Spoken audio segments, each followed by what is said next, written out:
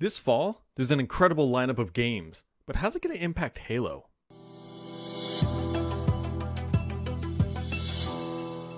You can slice it any way that you want, but the delays in the industry of gaming have been pretty widespread. I mean, everybody, it seems, is pretty much delaying their title in some capacity or another. Outside of everything that's going on in the world, let's be honest, there's a lot, and I hope you're all doing okay.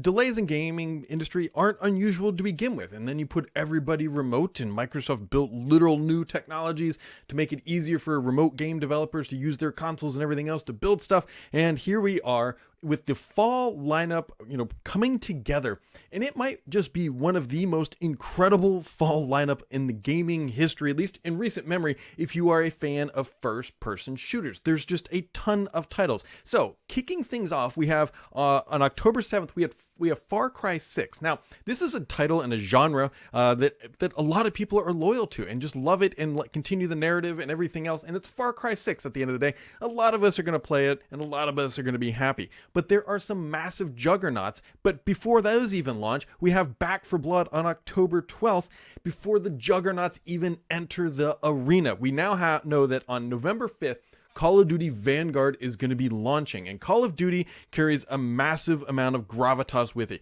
It doesn't matter if you're a fan of it, doesn't matter if you think Vanguard looks like trash. This game is going to sell exceptionally well. It's a $1 billion annual title for the Call of Duty franchise, and they are not going to be missing a beat here again, and it's going to be shipping on November 5th. Now, the bigger news that came out this week is Battlefield. Battlefield is being delayed until November 19th is when it will launch. Battlefield is, again, another mega genre title in the FPS space that is going to pull a lot of weight with it, and it's all these titles are now launching before what is going to be Halo Infinite on December 8th, which brings a massive question about the theoretical possibility is are all of these titles, because there's so many of them, going to impact effectively Halo Infinite's launch. Because are you going to play Battlefield? Are you going to play Call of Duty? Are you going to play any of the other titles that are all, again, in that first-person shooter genre before you jump into Halo? Now, there's a couple things that are important to keep aware. First of all, we already know that Halo Infinite is going to be split into two effectively different titles. We have free-to-play multiplayer, so that's going to pull in players on its own, and honestly might be hurting Battlefield the most out of all of the titles. So you've got Halo multiplayer launching, which is free to play, and then you also have the campaign, which is also going to be part of Game Pass. So Game Pass subscribers kind of get a pass, if you will, because it's not like you're going to go out and buy all these games, because you're already going to own Halo Infinite because it's on day one, and that's just another benefit, and the multiplayer side is free, and that's a whole different story. But it's for people who are going to be sticking to traditional, I'm going to buy a title. It might be really, really interesting, and the reality is, with about 5 titles, and if you're buying all those at retail, first off, you could buy a console for how much that's going to set you back. It's going to have to create some really difficult choices for the gamer. Now, the question becomes, I don't personally think Halo Infinite's going to suffer too much. The reality is, if it would have managed to launch last year, of course, it still would have been going up against titles like Call of Duty, and we can't even forget that Warzone is going to drop a new map in between. I'm a huge Warzone player.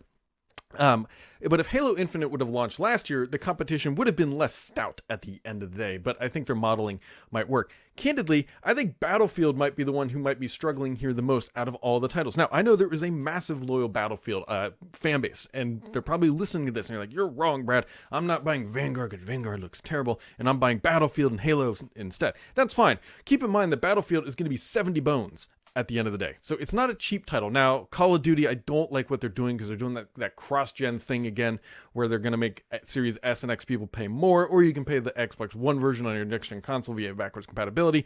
Shame on them for doing that, but hey, at the end of the day, we know how they are when it comes to Call of Duty and everything else. So the question becomes is, this title lineup is impressive. I think if you have any trouble finding a first-person shooter this fall, I just look in the mirror and have a long conversation with yourself, because there's many different genres launching all in the first-person arena setting. And so it's just something that sort of popped into my mind, because I care immensely about Halo. And then I was looking at all the titles, like, well, they might just be sort of lining themselves up for a troubling launch.